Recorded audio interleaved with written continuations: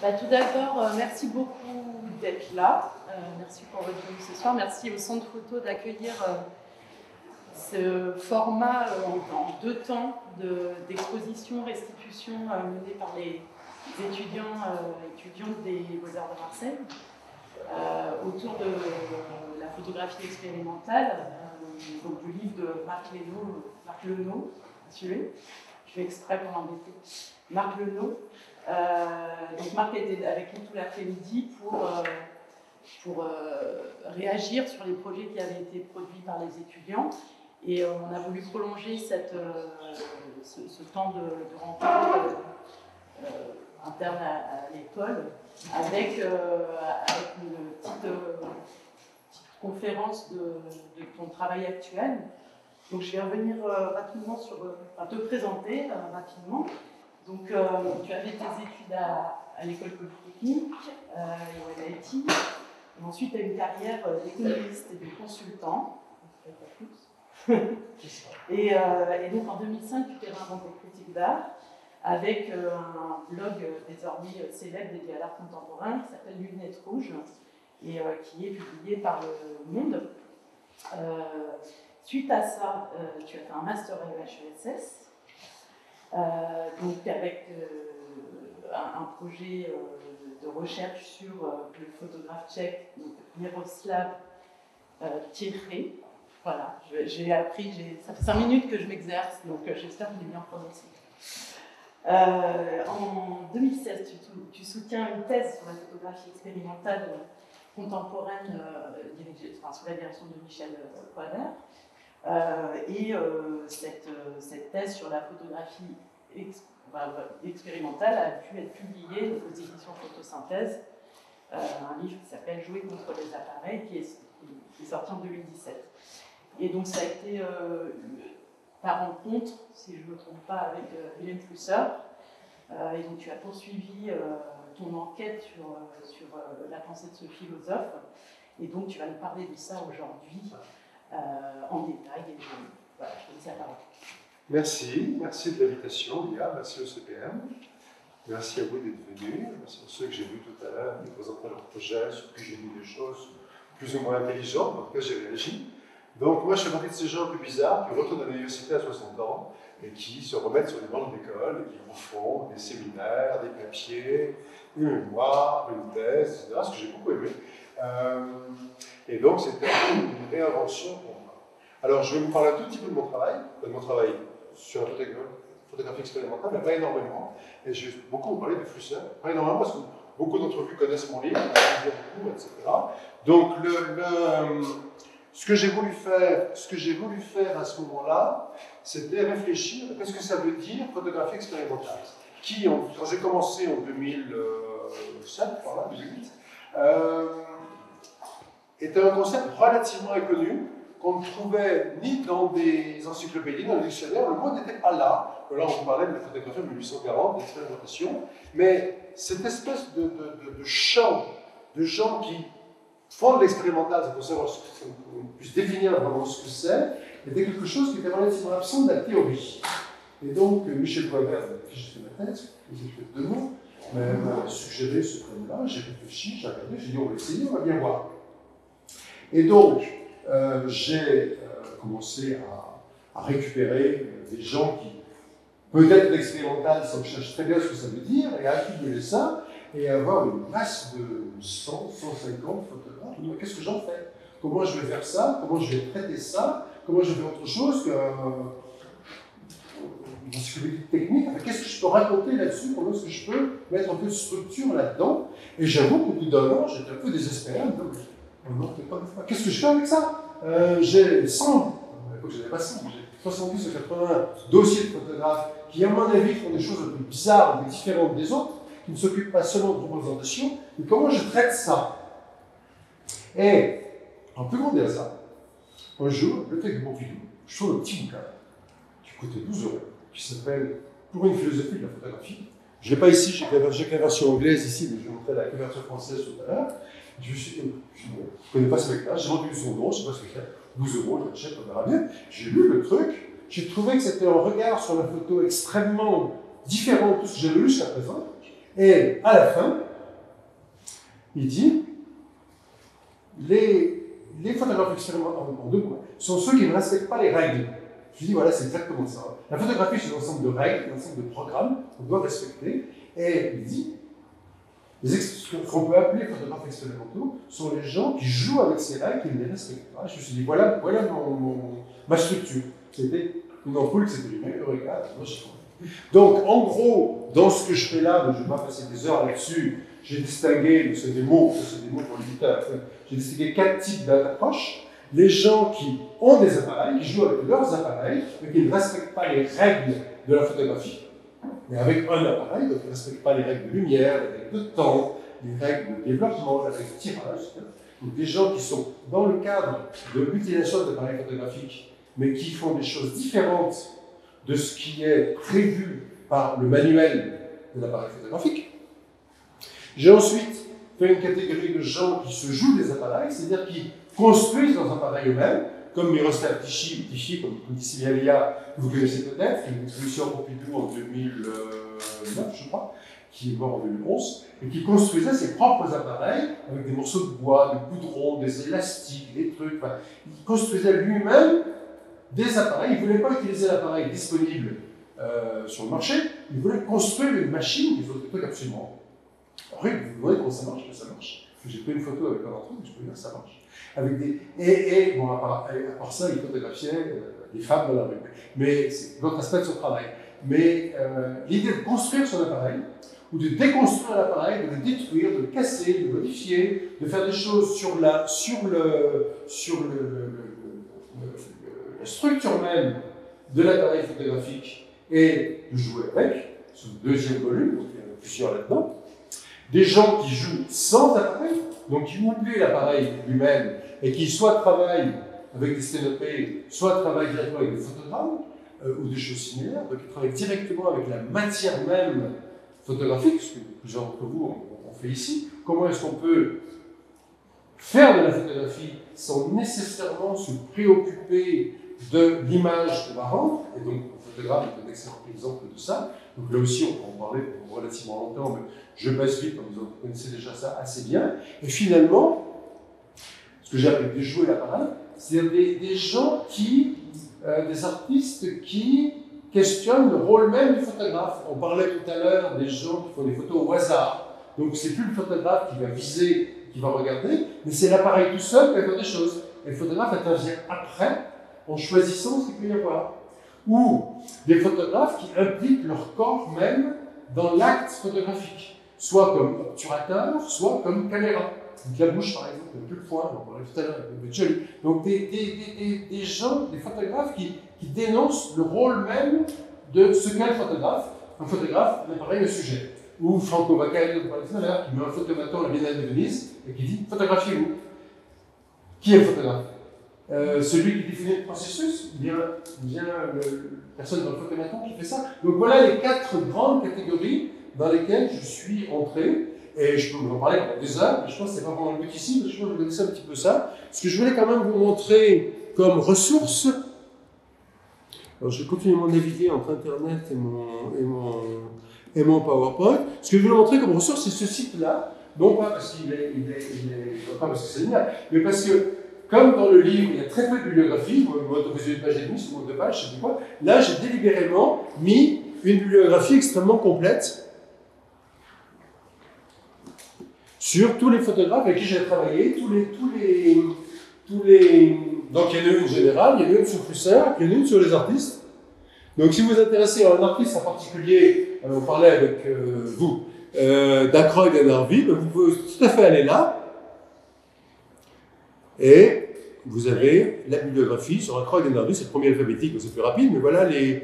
Alors, c'est pas à jour, hein. C'était à jour il y a 5-6 ans, je ne le mets pas nécessairement à jour tout le temps, mais j'ai essayé de fournir ma bibliographie aux gens, en disant voilà, alors maintenant la thèse est en ligne, à l'époque elle n'était pas, mais juste pour dire voilà, si ça peut vous aider dans votre travail, voilà des éléments bibliographiques que vous pouvez trouver pour fouiller là-dessus, mais aussi des entretiens, et quelques autres petits trucs autour du bouquin, quelques textes en anglais ou en portugais, parce que quelquefois, ou en espagnol, parce que quelquefois le bouquin est en français, donc on a quelquefois fait des choses autour de ça.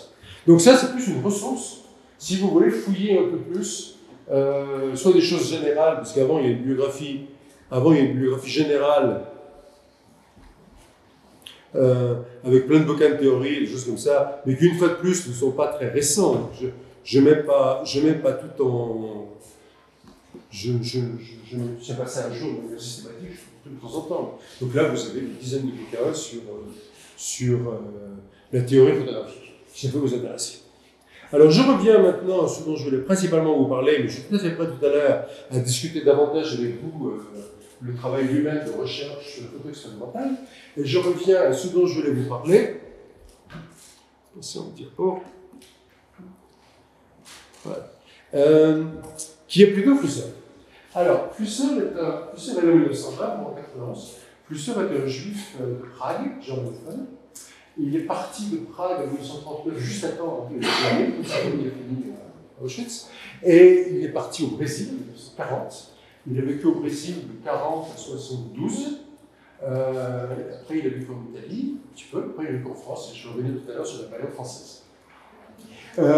C'était un philosophe très particulier, qui n'écrivait pas des traités, mais qui écrivait des essais, qui n'a jamais été prof à la faculté, qui était toujours un peu en marge par rapport à la fac que je suis au Brésil ici, qui ne faisait pas de bibliographie, ne faisait pas de notes de bas de page, donc il était très particulier dans sa manière de travailler.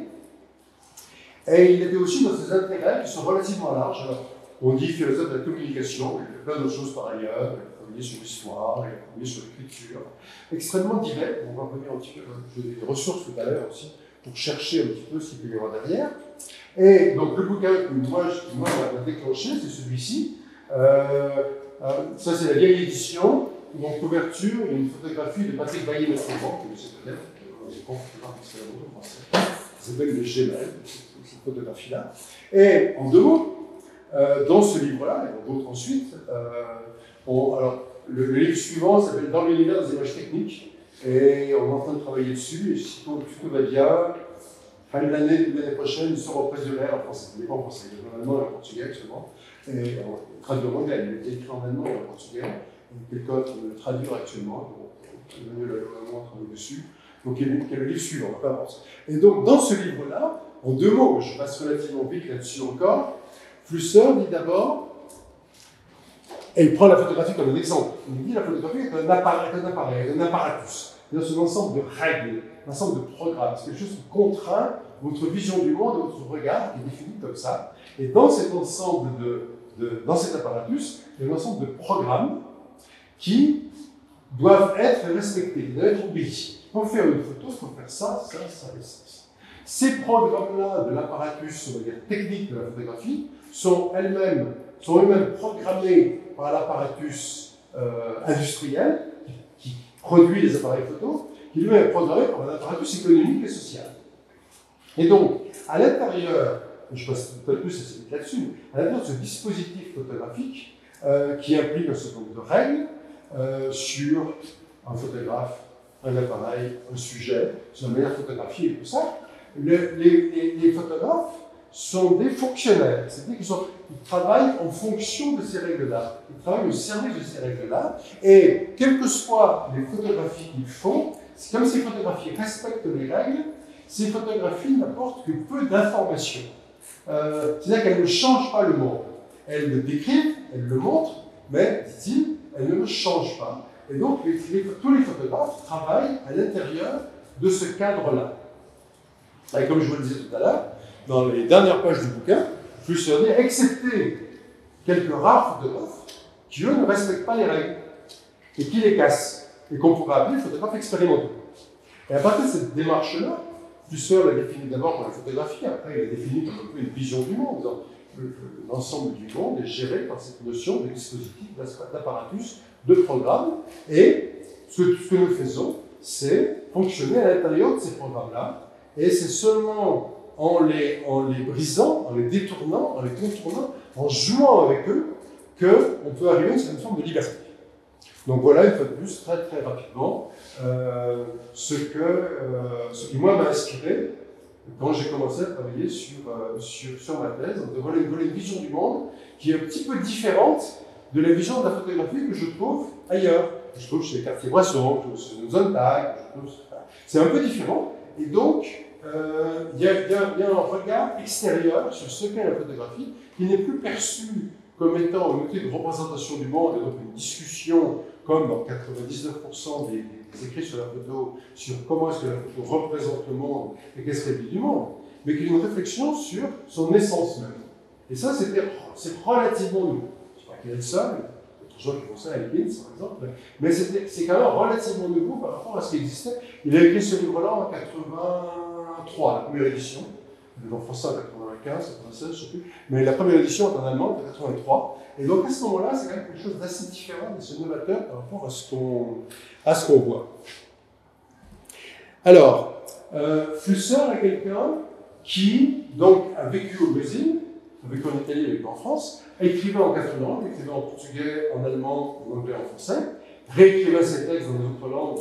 Chaque texte dans une langue différente n'est pas le même qu'avant, n'est pas une traduction, mais une variation, une interprétation. Et alors, il y a quelques textes en 4 langues, mais beaucoup en 2 ou en 3 langues. Et Flusser est quelqu'un qui a eu beaucoup de succès en Allemagne, en 1983, qui est très connu en Allemagne. Donc il y a tout un champ flussierien en Allemagne de réflexion, d'études, de clubs, de chaires universitaires, etc. Il est très connu au Brésil. Donc idem au Brésil, il y a toute une série de chercheurs qui travaillent sur lui, qui écrivent des livres, des articles, des thèses, des machins, etc. Depuis 20 ans, il est assez connu aux États-Unis. Il y a aussi de Minneapolis, de Minnesota, qui a un centre d'études sur lui, qui traduit ses livres en anglais, qui les publie, qui fait beaucoup de recherches, etc. Et il est très peu connu en France. Pourquoi alors qu'il a vécu en France pendant assez longtemps. D'abord, il écrivait le français plus ou moins bien. Il sait écrire, moins bien que l'allemand, moins que le portugais, mais il écrivait mieux que l'anglais. Mais surtout, il vivait dans le Vaucluse, on l'a vu tout à l'heure, et il était loin des centres parisiens, en termes physiques, mais aussi en termes intellectuels. Il n'était pas dans l'université, c'était un dilettante, il faisait des conférences. On est à l'époque du structuralisme en France, et donc il est vraiment complètement décalé par rapport à ça. Donc il essaye, mais il n'est pas très accepté en France. On va revenir tout à l'heure sur ce qu'il a fait. Et ça fait seulement une dizaine d'années qu'on commence à revoir un regain d'intérêt sur lui en France. Je vais vous montrer quelques trucs tout à l'heure. Et ce regain d'intérêt passe par un certain nombre de gens, un certain nombre de gens qui travaillent sur lui, qui écrivent sur lui, qui enseignent sur lui, et ça commence à revenir. Et donc, il y a un an, exactement un an, il y a une revue internationale, online, qui s'appelle Flusser Studies, qui est multilingue, qui est publiée par Youssef Dougan, en Suisse italienne, qui s'appelle Flusser Studies, vous voyez là, et qui, il y a un an, a demandé à Anthony Mazur et à moi d'être les éditeurs de numéros sur Flusser et la France. Ah oui, je vais vous montrer plus dessus d'abord. On va d'abord aller sur le site de Flusser Studies.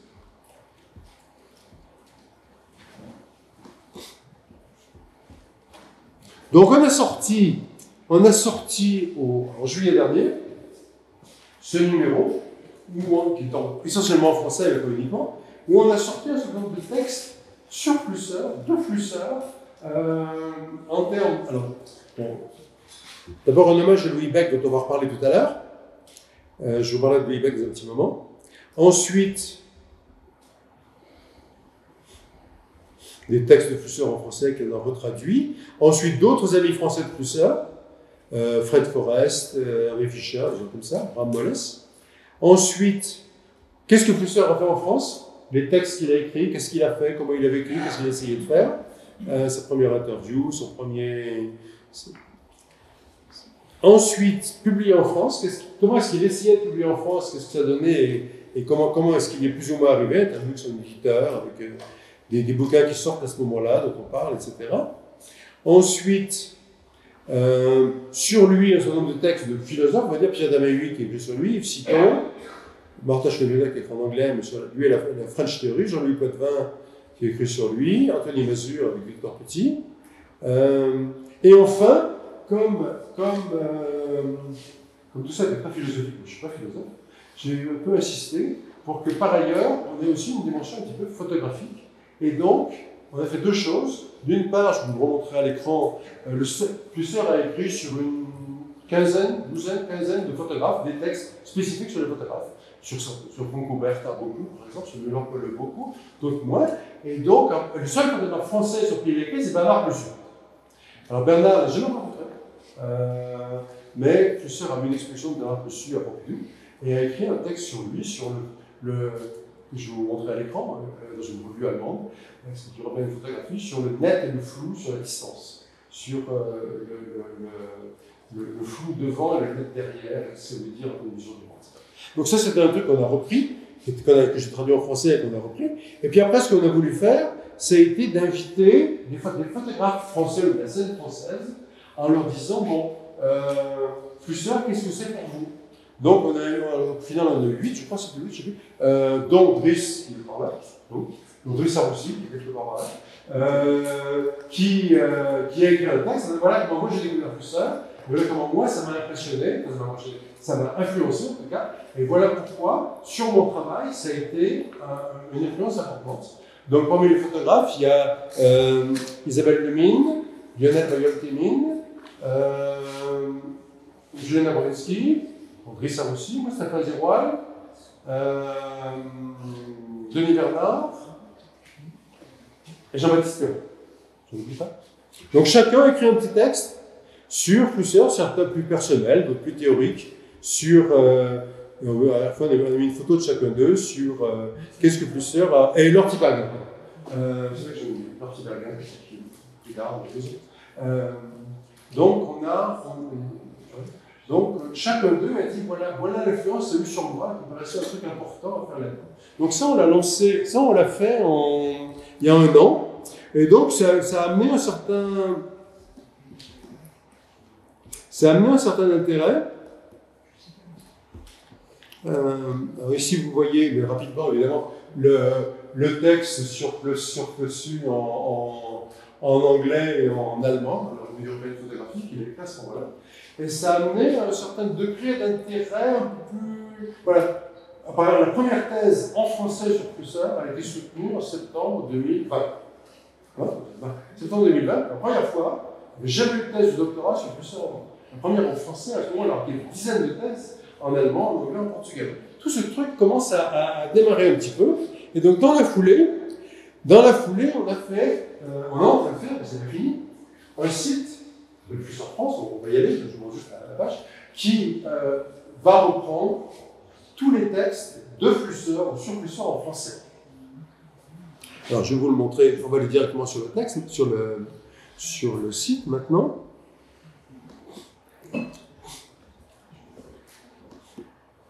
Donc, on fait, ce qu'on a mis là, c'est un texte d'introduction présentant ça, expliquant pourquoi on fait un truc en français, uniquement en français, sur un auteur aussi polyglotte que international, avec une lacune par rapport aux recherches françaises. On met sa biographie, chronologie, machin, etc. On met les textes de lui et les textes sur lui. Alors, pour le moment, on a mis en ligne tous les textes publiés. Tout ce qu'il a publié est actuellement en ligne.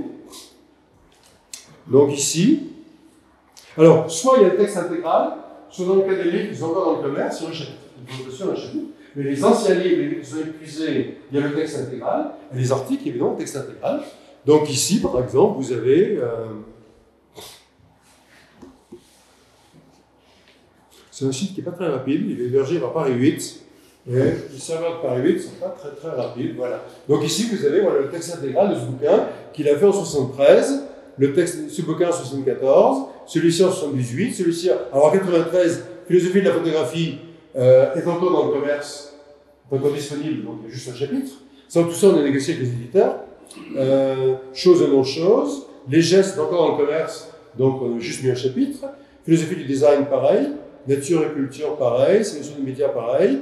Les gestes en deuxième édition. Vampirothétisme, dont on parlait tout à l'heure, les dessins qui sont de la machine à digérer, là. Il y a un chapitre seulement, Post-Histoire qui vient de sortir, c'est en 2019, qui est un manuscrit qu'on a découvert, qu'on a enfin publié en 2019. Pareil, encore un bouquin qu'il avait écrit en portugais et en anglais. Et je crois, en portugais et en anglais. Et le manuscrit français était quelque part, et on l'a sorti. Histoire du diable qui vient de sortir, en traduction. Mutation et relations humaines, pareil, un manuscrit de lui en français qu'on a trouvé, puis d'autres qui vont sortir, 3 ou 4 projets. Donc sur ce site-là, Si ça vous intéresse, c'est une source bibliographique principalement. C'est une source où on veut mettre. Alors, on est en train de travailler maintenant sur les inédits. Il y a tous les manuscrits de lui, je pense qu'on aura fini en août, juillet-août, tous les manuscrits de lui en français, qui n'ont pas été publiés. Donc des petits textes. C'est toujours des textes aussi courts, en général, rien de très très long. Et puis, on va s'attaquer, on a commencé, mais on va s'attaquer au texte sur lui. Donc, qu'est-ce qu'il y a eu sur lui? Quels sont les textes sur lui? Pareil, avec soit l'intégrale quand on a des droits, soit un petit morceau quand on a parlé photographie avec un livre des presses universitaires de Provence ici. Et on parle avec toi des sorties. Et des sorties. Et donc avec Michel Guérard, donc on a mis un chapitre du livre, etc. Donc voilà, ça c'est un assez gros travail. C'est un travail de fourmi, on va dire, de retrouver des textes, des archives, des textes qu'on trouve, si on cherche, encore deux ou trois, on va retrouver. C'est un travail de méthodique, de tenir les droits, de trouver les textes, de trouver une numérisation, de numériser, de les mettre en ligne, tout ça. Donc je pense qu'on va finir à la fin de l'année, parce qu'après les inédits, on va mettre tout ce qui est audio et vidéo, de lui, transcription, etc., des trucs comme ça, on va mettre en ligne aussi là-dessus. Et on va venir à Marseille tout à l'heure, dans un instant. Alors, je reviens à la présentation.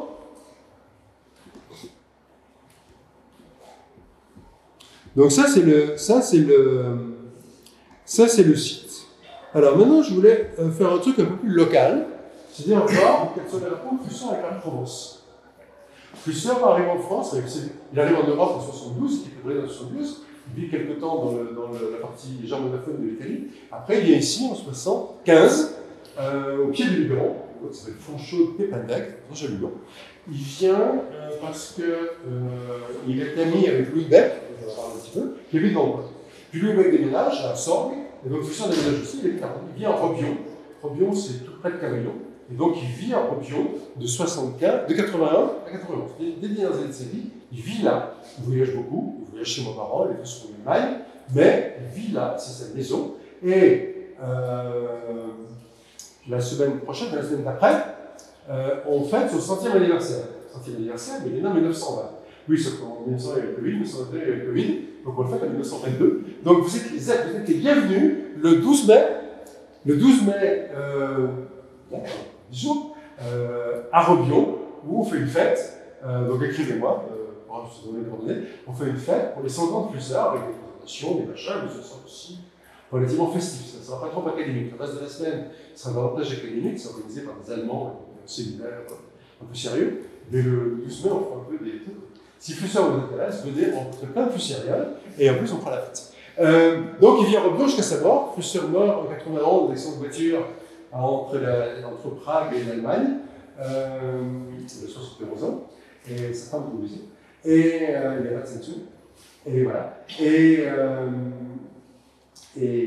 donc il vient ici.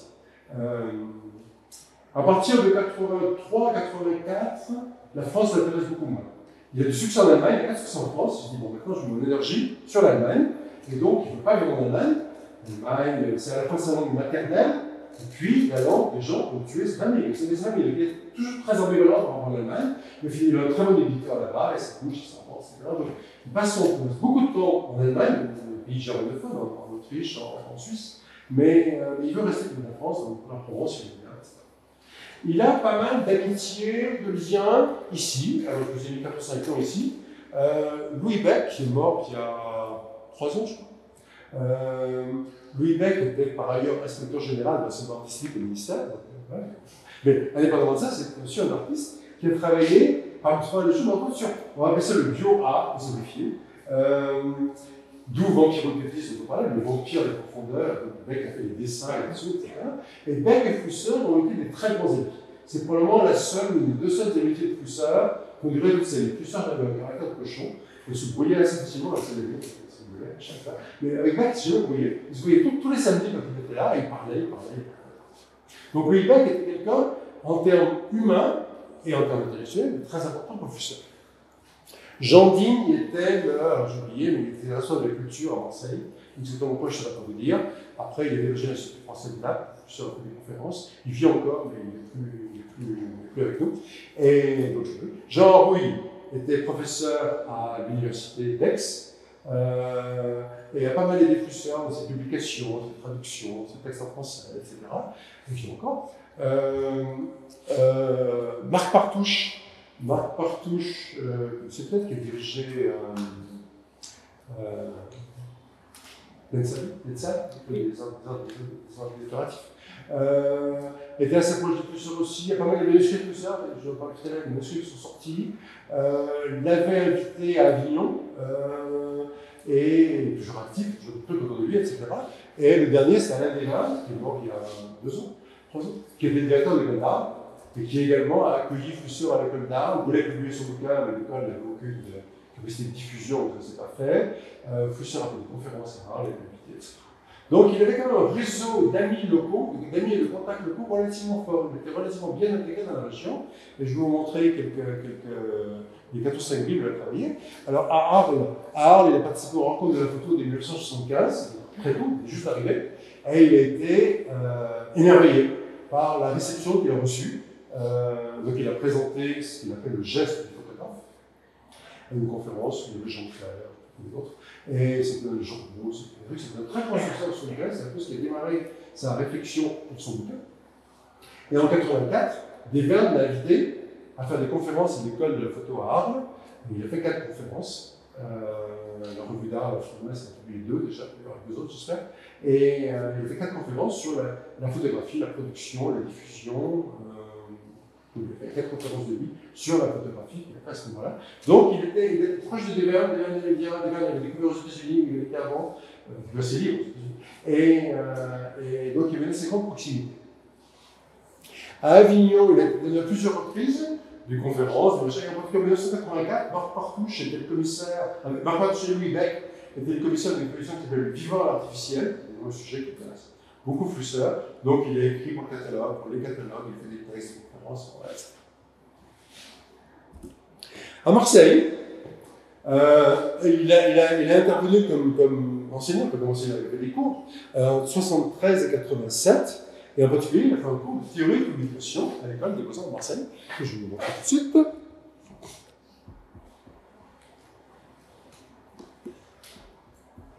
Que vous allez trouver ici dans les textes de Flusseur non publiés. Texte de Flusseur, pardon, officiel. Voilà, non publiés, cours. Et donc vous avez ici le texte intégral.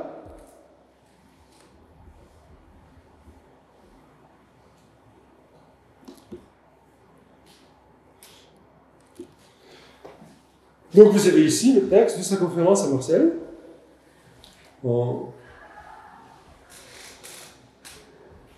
Voilà. Les motifs de mes cours, introduction, l'éruption de techno-imaginaire, média 1, discours, média 2, continuation du discours, média 3, la télévision comme exemple, média 4, dialogue, média 5, dialogue numéro 2, et 10, la symbolisation. Voilà l'ensemble des cours qu'on a retrouvés. On a retrouvé ces manuscrits, ces manuscrits. On n'a pas trouvé d'enregistrement, on cherche encore, on n'a pas trouvé d'enregistrement, il y a peut-être pas, on l'a trouvé. Et donc, ça peut être aussi assez intéressant de voir comment, dans ces années-là, on est en 60.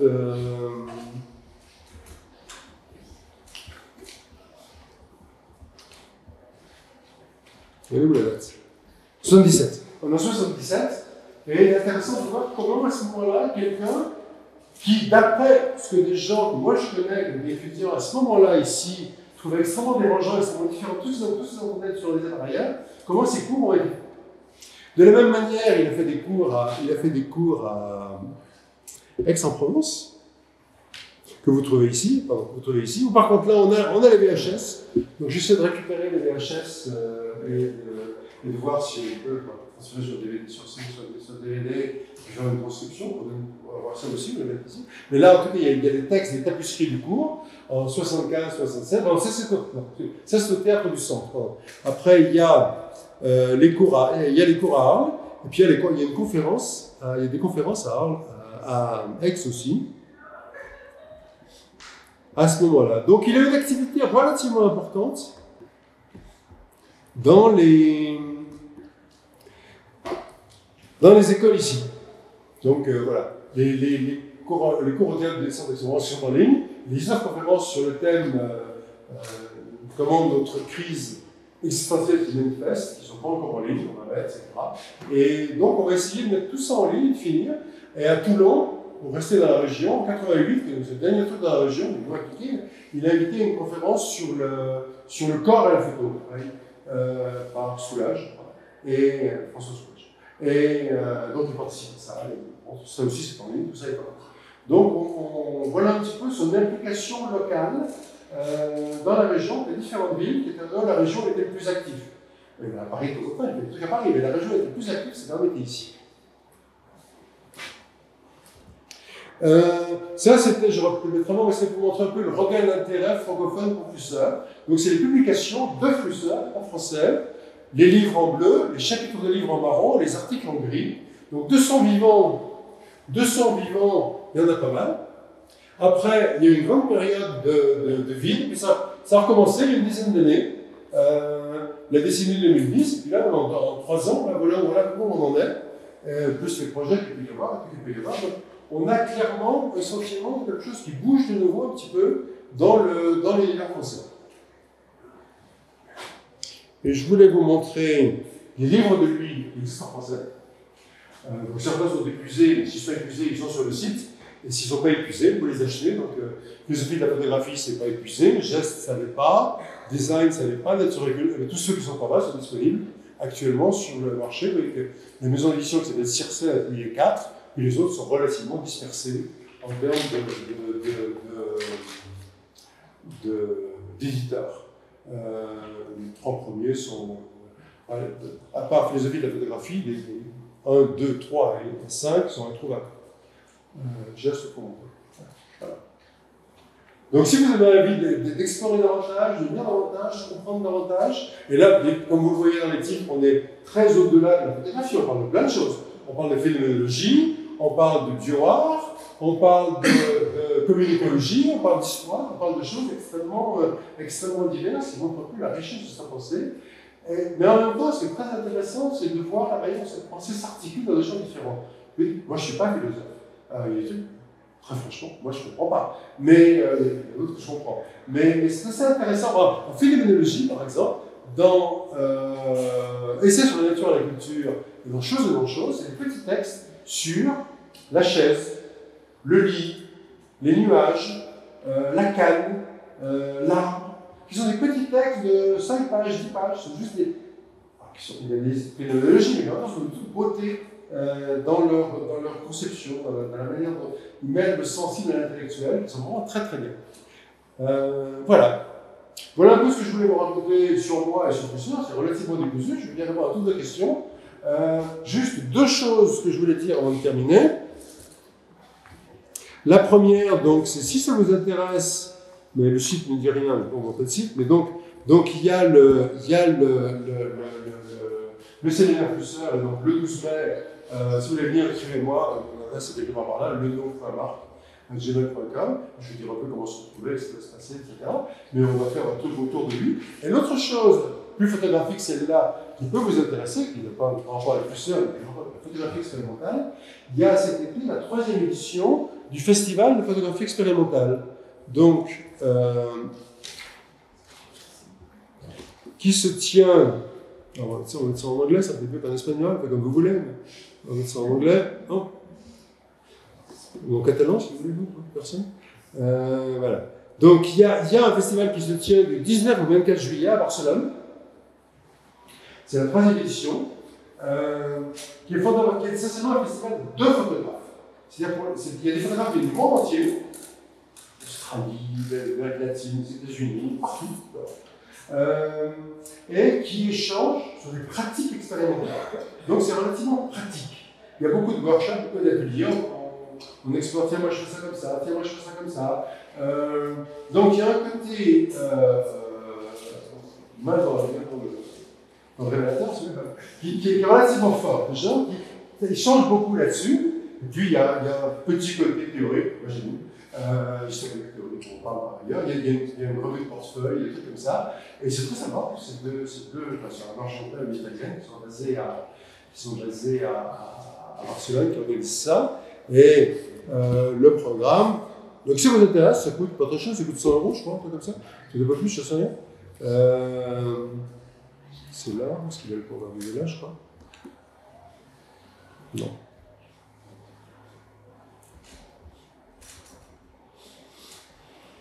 Non, où est-ce qu'il est le programme?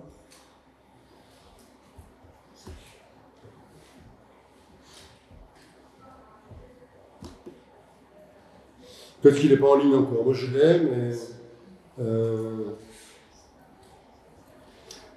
Participate. Ça coûte 150 €. Alors peut-être qu'il n'est pas encore mis en ligne. Moi je l'ai reçu il y a quelques jours, le programme, enfin, bon, qui donne les différents workshops qu'il peut y avoir sur ceci, sur cela. Et bon, si ça vous intéresse, inscrivez-vous. Il y a encore de la place, pour beaucoup, il y a encore 30 € en place, je crois. Et c'est en plus très sympa. Hein. Il y a des gens un peu partout. On bâtit des liens avec des gens qui sont un peu partout. Voilà. Et j'y serai. Moi j'y serai. Je vais. Alors, les premières années, j'ai présenté un peu mon travail là-dessus. Cette année, je fais 3 trucs. Le principal, je fais la prudence. J'en parlais avec quelqu'un tout à l'heure. Le danger, on va en parler avec les caméras scolaires. Le danger, entre guillemets, c'est que, en faisant du CDP, donc caméra scolaire, on recrée des règles. On recrée un apparatus. Photographier avec un appareil, un apparatus, c'est des programmes, des fonctionnaires, etc. Et un des dangers, c'est que même si on prend une technique nouvelle, différente, on risque de recréer le même genre de système. Il y a un gourou du stand-up qui s'appelle Eric Renner, qui est mort il y a 2 ans, américain, et l'école Renner aux États-Unis, c'était exactement ça. C'était, ok, on utilise pas de caméra, mais avec notre caméra au soin, on recrée de nouveau des programmes, des règles, voilà ce qu'il faut faire, ce qu'il ne faut pas faire avec votre phase. Et donc, ma principale contribution, ça va être de démonter ça. Donc, ça va être, d'en parler, et d'inviter tous les gens qui seront là, qui font de la caméra au soin, à discuter de ça. À discuter comment eux, est-ce qu'eux deviennent des, entre guillemets, conformistes. Je ne sais pas être trop négatif, mais des conformistes, des fonctionnaires qui respectent des règles, ou est-ce qu'au contraire, ils continuent d'expérimenter à l'intérieur de la caméra au soin. Je ne sais pas, les garçons que j'en parlais depuis hier, on parlait dans la caméra obscura qui est là-bas derrière, on parlait par exemple du fait que la lumière, dans la caméra obscura, dans l'appareil photo, est toujours perpendiculaire à la surface sensible, que ce soit du papier, que ce soit un capteur, elle est toujours perpendiculaire. Pourquoi? On a une règle qu'on peut casser, qu'on peut briser, on peut essayer de faire ça autrement. On veut une caméra obscura avec le papier qui est là et la lumière qui arrive comme ça en rasant, par exemple. Des choses comme ça. Ou des papiers différents côté, des papiers pliés, tendus, modifiés. Voilà. Ce type de choses-là, donc c'est le principal truc que moi je vais animer. Le reste, ça sera quoi déjà? Bon, un peu un truc général. Et puis il y aura le dimanche, je ferai un truc en français. Je ne sais pas trop ce que je vais dire, mais j'anime un truc uniquement pour les francophones. Voilà. Donc venez, bon, ça coûte 150 €, il faut vivre en salle d'une semaine, il y a des hébergements pas très chers, un dortoir, comme ça. Et franchement, c'est un truc très intéressant que je recommande assez souvent. Et à la fois par les workshops qu'il peut y avoir et par les contacts qu'on peut avoir. J'ai dit, c'est la première fois que j'y viens, des copains, norvégiens, italiens, etc. On rencontre là, avec qui on discute, on regarde ce qu'ils font, etc. Du coup, j'ai acheté d'autres en photo, mais pas vente. Mais il y a une revue de portefeuille. J'ai fait le dernier, mais je ne suis pas très bon en revue de portefeuille. J'ai les bonnes idées le lendemain, c'est plus chez moi. Parce que j'ai fait le portefeuille, j'ai des trucs. Puis le lendemain, comme ça, j'aurais pu les dire ça. Si ça vous intéresse, venez. Le site, vous avez l'adresse du site ici. Et franchement, c'est un moment intéressant. Voilà. Merci. Je suis là pour répondre à vos questions, pour vous écouter, pour parler davantage de ce dont je n'ai pas parlé. Si je vous parle davantage de bouquins, si vous voulez, mais si je parle davantage de flusseurs sur le lit, sur la chaise, je peux aussi. Merci. Merci.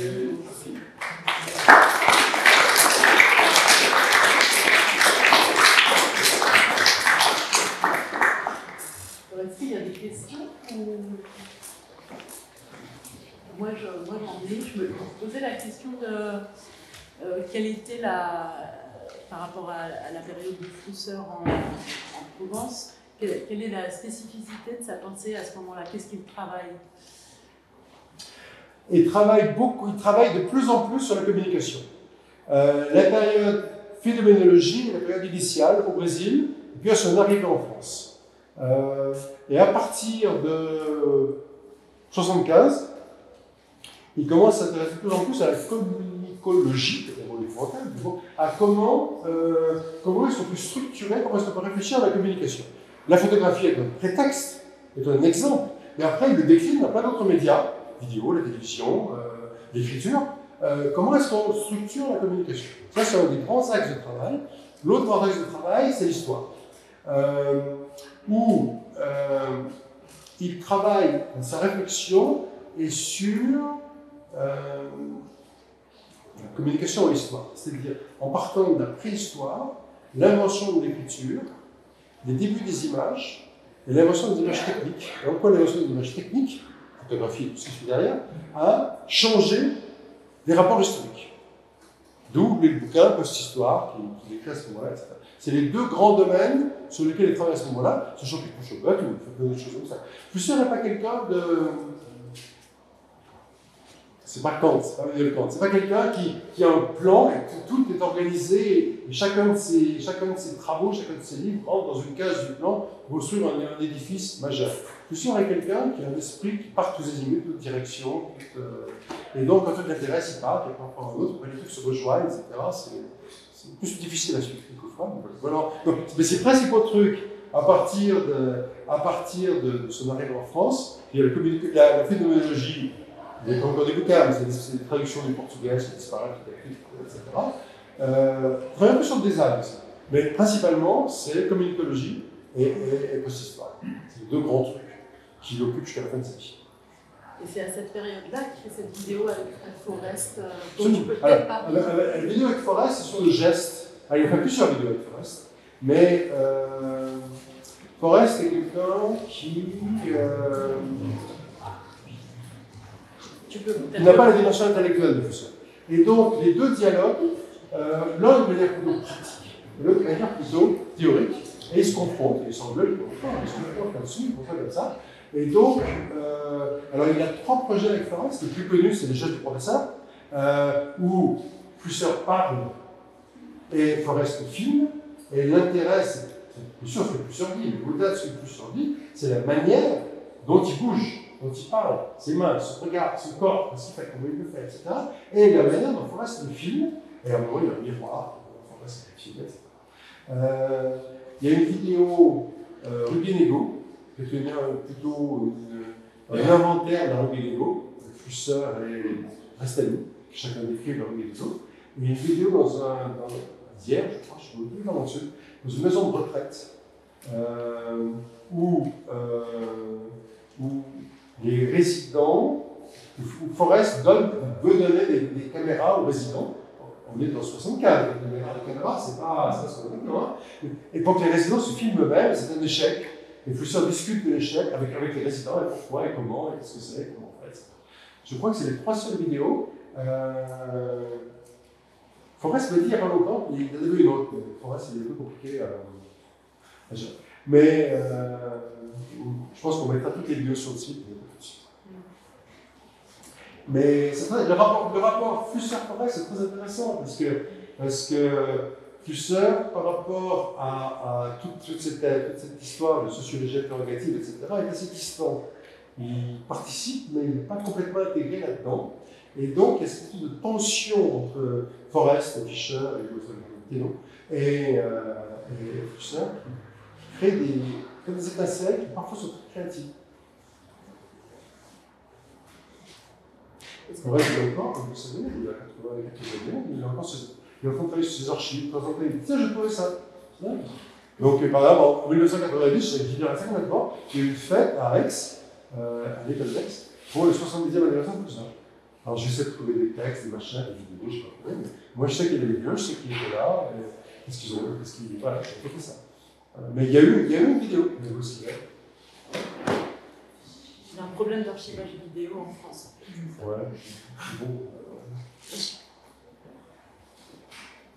Donc ici, j'en ai sur l'école, j'ai oublié de vous dire aussi, il y a eu un article dans Verba Volent, qui est aussi en ligne, qui s'appelle Déchirer du papier, des papiers, du papier. Il est publié dans la revue de l'école, qui est en ligne, vous le trouverez là, Déchirer du papier. Il y a un truc sur ce cours, il explique qu'il essaie de déchirer du papier. Alors bon, je sais pas, vous trouvez la page pour le truc de la biographie, etc.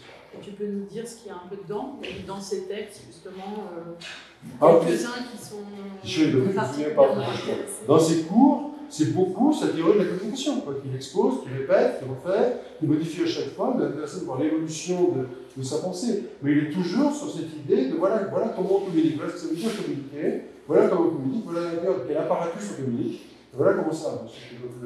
Ces cours aussi bien à Aix qu'ici sont essentiellement là-dessus. La photo est un des éléments, mais il n'est pas le seul.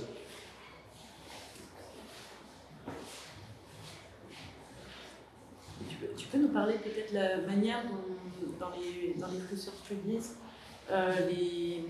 les photographes ont réagi par rapport à la pensée de Flusser. Alors, il y a Drixi peut-être qui t'en parlait piégé. Alors ça dépend, il y en a une qui a réagi sur l'exil, qui est brésilienne, allemande, elle vit en France, Julia Boretsky.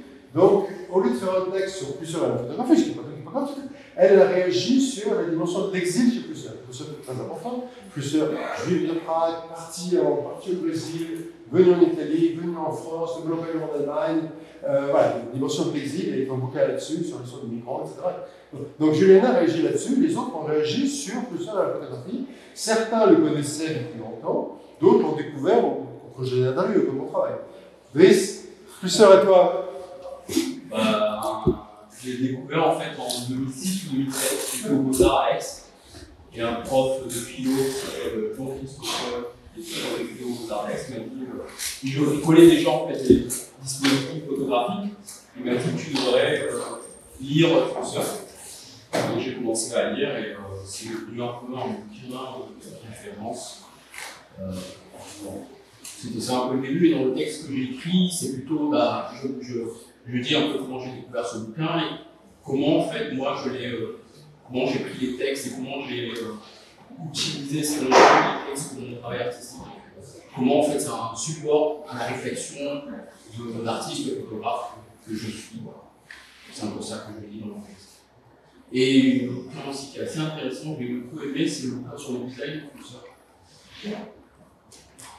C'est ça un peu l'histoire. Marc m'a envoyé le mail il y a peut-être un an et demi, 2 ans, pour écrire un texte. J'ai répondu, ça peut être 2 pages de présentation de comment, sur le texte que j'avais découvert, qu'est-ce que j'en fais, comment je le pense. Ce qui est marrant, c'est que moi j'ai contacté une quinzaine de photographes, et en gros, les vieux ont refusé, c'est les jeunes photographes. Donc, sans les mecs secrets, mais Cordier m'a dit non, Bailly Maître Grand m'a dit non, Tom Gross m'a dit non, je ne sais plus quel autre encore. Un certain nombre de gens plus connus, plus établis, au mon âge, m'ont dit non, on n'a rien à dire, non, c'est pas. Et en fait, c'est plutôt des gens jeunes, relativement jeunes, on va dire moins de 50 ans, qui ont répondu. Mais juste pour compléter ce que je disais, c'est vrai que j'ai l'impression que ces 4 dernières années, il y a beaucoup de gens, et jeunes et moins jeunes artistes, soit photographes ou plasticiens, en fait, s'intéressent beaucoup à Flusser et à la réflexion qu'il a pu avoir. Et un des éléments qui, moi, quand je l'avais lu, c'est qu'il n'y avait pas de bibliographie, en fait. Donc, il envoie des réflexions, et tu te dis, c'est quoi ces éléments, sur quoi il s'appuie, etc. Et c'est assez surprenant d'avoir un petit bouquin de 100 pages, voilà, c'est une petite micro-révolution intellectuelle, je trouve, en termes de comment on pense la photographie, etc. Quand tu parles du programme, de l'artiste fonctionnaire ou du photographe, c'est des questions importantes, en fait, du programme de l'appareil. Le plus jeune, c'est l'anti-variant. Comment ? Le plus jeune, c'est l'anti-variant. Mais voilà, le fait qu'il y ait ce cours, que l'IA fasse ce cours avec vous comme il est là, est aussi quelque chose qui aurait été impensable il y a 20 ans. Il y a 20 ans, c'était totalement inconnu, on ne savait pas ce que c'était, on n'en parlait pas. Quand, je vais mal à quelqu'un, mais quand la traduction, alors, moi je trouve que par hasard, parce que comme je vais à Robion après, je l'ai seulement en anglais, mais la philosophie de la photographie, j'ai le copie en anglais sur moi, je vais besoin la semaine prochaine. Mais quand c'est traduit en français, en 1995, je crois, il n'y a pas eu beaucoup de critiques dans la presse. Je n'ai pas trouvé beaucoup. Il y en a une de quelqu'un que je connais bien, que j'ai travaillé, qui s'appelle Henri Gothard, qui le descendait en flèche, qui a écrit un texte dans la recherche photographique sur ce livre-là, qui est un texte d'une violence. Disons que ce bouquin ne vaut rien. D'abord, il n'y a même pas de bibliographie, il n'y a même pas de note de bas de page. C'est un essai, c'est pas un traité. Il y en a marre de ces essais, les gens qui déconnent sur la photo, etc. Donc, on le met en ligne, pas encore en ligne, on le met en ligne sur le texte. Une petite note d'Henri Gothard qui dit je n'écrirai pas ça de mots maintenant. D'accord, tu l'as écrit, pas d'accord. Et ça a quand même été beaucoup ça la réaction de l'université française, soit de le négliger, soit de le dénigrer. Et l'université, elle est comme là. Et donc, ça fait 10 ans, 15 ans, qu'il commence de nouveau à être vu. Donc ce cours-ci était impensable il y a longtemps, je pense. Et pareil, pour les photographes, je pense qu'il y a 20 ans, personne ne savait qui c'était, ou pratiquement personne.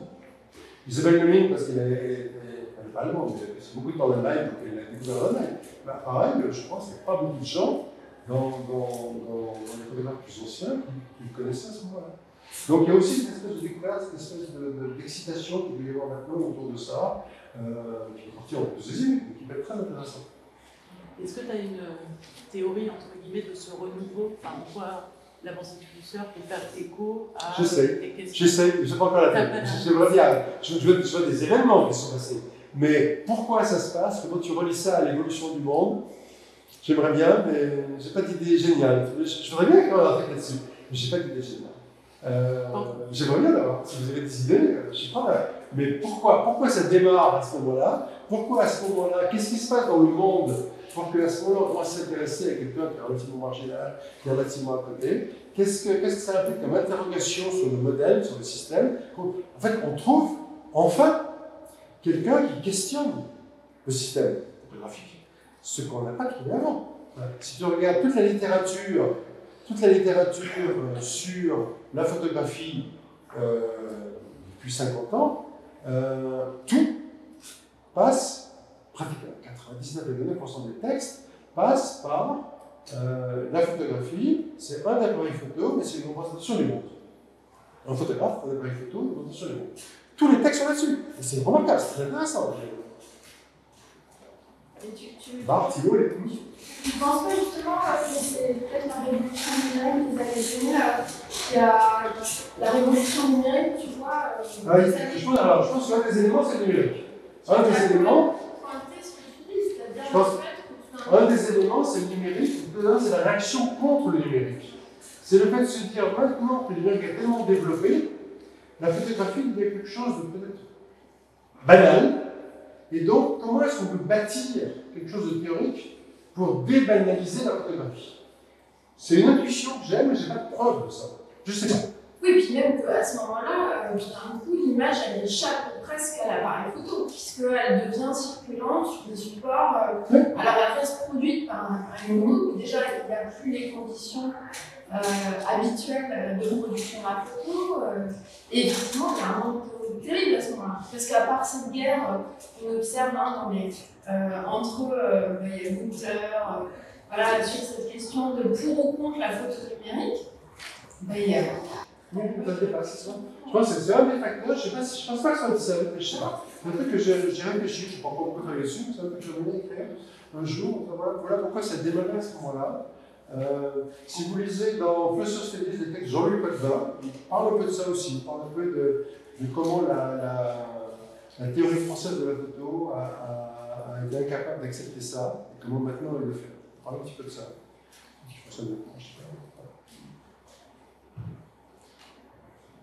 J'avais une autre question. Si vous parliez dans ces textes, il n'y a pas de note de bas de page, mais il y a sans doute des courants de pensée qui l'ont travaillé. Est-ce que tu as quelques exemples ou quelques intuitions? Non, il y en a énormément. Mais c'est vrai, il ne veut pas le faire. Alors, il est obligé de le faire une fois. Il fait un article pour Leonard, je crois, la revue américaine. Alors, il exige des bibliographies, sinon vous ne publiez pas. Donc, il fait 3 trucs à la fin. Je sais pas quoi, Hegel, Heidegger. C'est comme ça. Mais c'est très clair. Il s'inscrit dans une pensée de philosophie germanique, et que Hegel et Heidegger, c'est très important pour lui. C'est évident. Mais c'est des choses qu'il ne reconnaît pas, dont il ne parle pas beaucoup. Il ne veut pas se lier à ça. Et il dit, voilà, mais jamais. Alors, ce qui est aussi intéressant, c'est que on a récupéré à Berlin, mais surtout il y a en ligne, sa bibliothèque. Donc on sait qu'est-ce qu'il lisait. On sait quels étaient les bouquins qui étaient dans sa bibliothèque. C'est toujours intéressant d'aller chercher, qu'est-ce qu'il y a un truc là-dessus, qu'est-ce qu'il y a là-dessus, etc. Mais quand tu regardes, je ne sais pas combien de personnes sont citées dans le bouquin, mais il y a pas beaucoup. Il y a Nicolas de Cruz, il y a Aristote. Je ne me souviens pas qu'il y en ait beaucoup d'autres. Il y a peut-être d'autres, mais il n'y a pas grand monde de cité dans le livre sur la photo. Il n'y a pas grand monde dont il mentionne le nom, la citation, il mentionne le nom. Nicolas de Cruz, ça m'a frappé, je ne sais pas qui c'était, je ne sais pas. Je n'ai pas guidé qui c'était, je vais le voir, je ne sais pas grand-chose, mais bon, théologien du XVe siècle. Et non, il est très orgueilleux, en fait. Il est très orgueilleux et il veut montrer, il veut faire croire, il veut montrer que voilà, il invente ses trucs lui-même, il n'est pas dans une logique de flux, de suivi, alors évidemment. Sa bibliothèque ressemblait à quoi alors? Qu'est-ce qu'on a trouvé? Je crois, je ne saurais pas très bien. J'ai des trucs ponctuels, non, mais il y a des trucs sur tout, quoi. Beaucoup de belles photos, mais il y a beaucoup de belles philo, beaucoup d'histoires, il y a un petit peu de tout, quoi. Il y a dans toutes les langues. Il y a quand même un suivi, tu as l'impression de l'actualité, de la photographie à cette époque-là. Non, du monde, la photo, du monde. Le photo va tellement fait des expositions de temps en temps, tu vas l'écrire sur le dessus. Je me suis dit, il a écrit sur une quinzaine de photographes, mais c'est toujours. C'est pas vraiment une critique photographique. C'est comment est-ce que moi, Flusseur, je peux projeter mes idées sur la photo d'un Plessus. Plessus, c'est, je me disais, il écrit, c'est flou devant et net au fond. Donc c'est le contraire de la réalité habituelle photographique, qui est net devant et flou au fond. Donc il renverse les choses. Voilà, en gros, c'est ça qui. Mais c'est pas un critique. J'ai écrit un truc il n'y a pas longtemps sur tous ces textes sur la photo. Les deux ou trois sur lesquels il a le plus écrit, c'est Müller-Paulin, qui était par ailleurs son éditeur, l'éditeur de l'Empire photographique, son éditeur. Il a beaucoup écrit sur Müller-Paulin. Müller-Paulin, il fait toutes sortes de photos, mais il y avait une exposition à Montpellier il y a 6 mois, peut-être plus, je ne sais pas, ou pas quand il est. Müller-Paulin, entre autres, j'en parlais tout à l'heure, c'est quelqu'un qui prend des photos au hasard et qui après choisit quelles sont des photos intéressantes. Donc le photographe habituellement regarde, choisit et prend la photo. Müller-Paulin, il laisse l'appareil pour des photos et après il choisit. Il a beaucoup écrit sur Foucault-Bertin, évidemment, Foucault-Bertin qui a aussi déconstruit les règles, etc. Et il a pas mal écrit sur Jaeger. Jaeger, la photographie générative. Il a pas mal écrit sur. C'est les trois sur lesquels il a le plus écrit. Pour les autres, sur le texte ici, un texte là, il n'a pas une autre chose.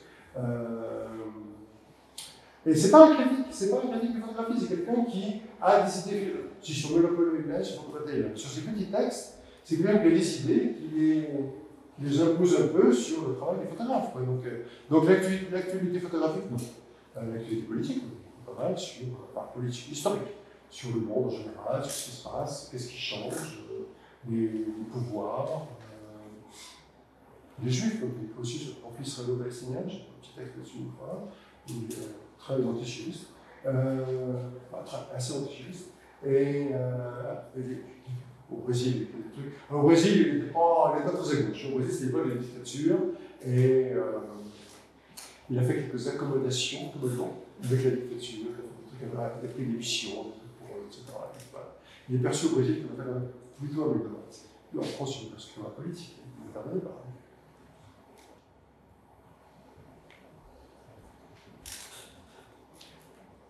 D'autres choses que je peux vous raconter, quoi que ce soit. Mais peut-être concrètement, qu'est-ce qui t'a touché, nous raconter un peu, parce que c'est vrai qu'on a défilé plein de textes, on va aller les lire évidemment. Mais voilà, quelques lectures qui t'ont marqué, pourquoi Moi, ce que je trouve marquant, c'est sa manière d'être, sa manière d'écrire, sa manière d'aborder un problème. Et l'écriture est extrêmement simple, très rationnelle, très entraîne B, entraîne C, entraîne B, qui vous emmène dans le truc. Bon, on va quand même arriver là. Avec un style très simple, c'est des phrases courtes, très scandées, presque orales, presque des choses comme ça, et une curiosité mais extraordinaire. Ce qui me passionne à chaque fois chez lui quand il prend un texte, c'est l'esprit de curiosité qu'il a. Tu parles d'un problème qui a l'air relativement circonscrit à ça, du coup, tu te retrouves ici et là, il t'emmène sur des chemins. Donc moi plus que sa pensée, enfin, plus que la substance même de sa pensée, ça m'intéresse. Mais ce qui m'intéresse encore plus, c'est sa manière d'écrire. C'est sa manière de dérouler son raisonnement et d'être capable de partir dans des axes auxquels tu ne t'attends pas. Auxquels tu ne t'attends pas du tout. Et tout à coup, tu te retrouves à l'assaut. Parce que la peinture préhistorique, c'est fondamental par rapport à ce qu'il raconte. Les impressions des mains sur les trucs soufflés des mains sur les parois, tout à coup, tu parles de je ne sais pas quoi, et puis tout à coup, tu te trouves là, il parle là-dessus, et t'en parles. Et il a une culture extraordinaire, il lit énormément, il a plein de langues, etc. Et il est capable de relier des choses qui apparemment, il a un esprit latéral. Il est capable de relier des choses qui apparemment n'ont pas de rapport au plan. Après, tu peux dire c'est tiré par les cheveux, ça fait sens, etc. Mais cette capacité de raisonner horizontalement et non pas, entre guillemets, à la française, A en train de B, en train de C, en train de D, c'est facile. Moi, c'est ça qui à chaque fois me charme quand je lis un texte de lui. C'est la surprise que j'ai de me trouver sur un chemin que je n'attendais pas du tout à me trouver. Peu importe le chemin, je suis d'accord avec ce qu'il raconte ou pas.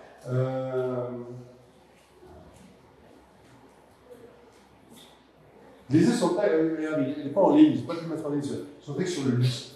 C'est absolument facile, c'est 10 pages. C'est donc des trucs de phénoménologie, choses de non-choses, je crois. Ah, ces choses de non-choses, c'est en ligne, regardez. Mais il écrit un texte sur le lit. C'est quoi un lit? C'est pas très intéressant, un lit. Est-ce que c'est là? On va regarder si ça y est. Et en fait, le lit, c'est quoi? C'est l'endroit où on aime, c'est l'endroit où on fait l'amour, c'est l'endroit où on meurt. Et juste à partir de ça, Flusser écrit un texte d'une beauté, d'une poésie, un texte de phénoménologie, c'est pas un poème, sur qu'est-ce que c'est qu'un lit, et qu'est-ce que c'est que mon lit, comment je réagis par rapport à ça, qui est bluffant. Alors est-ce que c'est en ligne? Je ne suis pas sûr, on va regarder. Parce que chose de non-chose, j'ai mis longtemps à la permission de méditer, c'est cher tout de suite, j'ai mis longtemps à la permission de méditer, donc je ne suis pas sûr que ce soit là-dedans.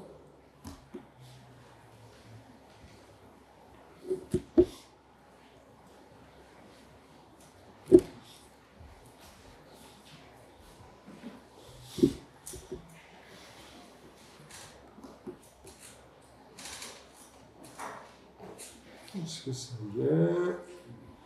Non, c'est pas dans celui-ci. Donc c'est dans l'autre, et donc je ne l'ai pas mis en ligne. Non. Donc vous voyez, là, il est écrit sur les bouteilles, les murs, les lampadaires, les jardins, le jeu d'échecs, les bâtons. Ah si, le lit, ça y est. Et voilà, vous le trouverez là. C'est là le lit. Lisez le lit. Pour moi, donc c'est dans. Vous allez là-dedans, puis là, si vous remontez là, il y a le texte du bouquin. Là, il y a le texte intégral du bouquin que j'ai numérisé, mais blanchement, parce que je suis n'avais pas la numérisation. Et donc, il y a le chapitre. Pour moi, c'est un texte qui me bluffe totalement. Non pas par ce substance, non pas par ce qu'il dit, mais par la manière dont il déroule son raisonnement à la fois sensible et philosophique autour de ça. Moi, c'est un truc qui me fascine le plus chez lui. À part ça, c'est épouvantable, c'est un caractère, il est misogyne, pas possible, pas pour macho. Mais bon, sa femme était son esclave total. J'ai fait un texte sur tout ça avec les femmes. C'est joli. Quelques idées. Elle l'a tué. Comment? Elle l'a tué. Elle l'a tué. Il y a un texte féministe de lui sur une photographe grecque, mais je dis le nom. Il dit ça, quelque chose qu'elle. Le seul texte féministe de lui que je trouvais un jour, je vais sortir ça. Voilà.